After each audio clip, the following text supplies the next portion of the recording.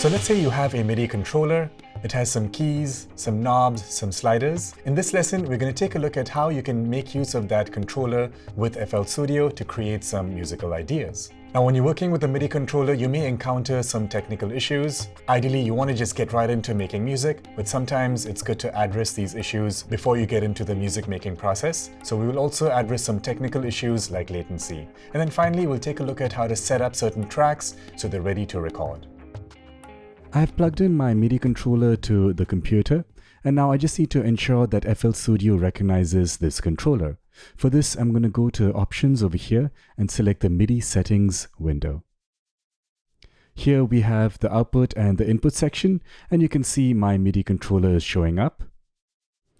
Another thing I want to ensure is that this enabled option is lit. If it's off, you'll see that this controller is no longer being used despite being recognized by the software. All right, so let me turn that back on. In the controller type, I'm going to leave it as generic controller, but if you do see your specific MIDI controller model over here, you can select that. If you don't, it's totally fine. A generic controller works absolutely okay. All right, now there's another issue that could arise when working with a MIDI controller, and that is latency. So when you play a specific note and you hear the sound a little bit later, that means that there is some latency being induced into this system. And that can be adjusted by adjusting the buffer length over here. Here we're seeing the buffer length in samples. So at 512 samples, I'm getting 12 milliseconds of latency. What that means is it's going to take 12 milliseconds from the time I play a note on the MIDI controller till the time I hear it through my speakers. Now I could try to reduce this buffer length even lower, but the lower the buffer length is, the more the CPU usage increases. So there's always a drawback to having a low buffer length. So you will have to find out what the ideal buffer length is going to be for your specific project so you get low latency and at the same time not any excessive CPU overload. Alright, so let's close out of this window and test out our MIDI controller. So on the channel rack, you notice here that this 808 kick is selected. So if I play any notes on my MIDI controller, it should trigger that particular instrument. And as I'm playing different notes on the keyboard, you can hear how the pitch of that kick sample changes. We also see some activity over here letting us know that MIDI data is coming through, and we can also see specifically what notes I'm playing and what the velocity of those notes are. Let's try the FL keys instrument here. So now I'll play multiple notes.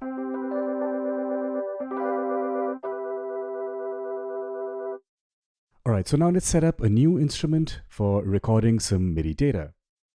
Now I could go through the usual process of adding a new instrument over here by clicking on this plus button and selecting from one of these different instruments, and then hitting this plus button to create a new pattern, and then going into the mixer and ensuring that that new instrument is routed through one of the mixer inserts. Now we could simplify that entire process by making use of something known as instrument tracks. So over here in the playlist, let's say on track 4, I right click over here, and under this track mode here, I select instrument track. And from here you can see this familiar list. These are all the different instruments we get in FL Studio. Let's pick Citrus. So what has happened now is that Citrus has loaded up. This is the interface for this plugin. I'm going to close it out for a second here. You'll see that this track has changed color. It's also been labeled Citrus. You can see here there's a little eye icon there that lets us know that's in instrument track mode. There's also a new MIDI pattern called Citrus that's already been created. And lastly, if I open up the mixer, you can see that we have the same color track here on the mixer, and that signal has been routed to this specific mixer insert. Very, very convenient. Another convenience of this is to reopen the instrument window. I can just double click over here. So I would highly recommend making use of instrument tracks, which streamlines the entire process of setting up a particular instrument. Now if I play notes on my MIDI controller, I can test out this sound.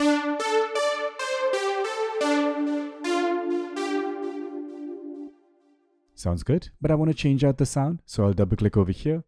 The interface for Citrus opens. I click on presets here, and you can see we have a huge list. I'm looking for a bass sound, so in this bass category, I'll choose deep.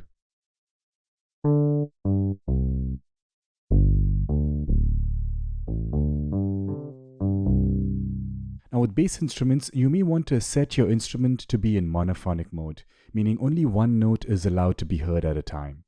We can do this on any FL Studio instrument by clicking on this gear icon here, and then clicking on this wrench, and under this polyphony section, setting the max to 1.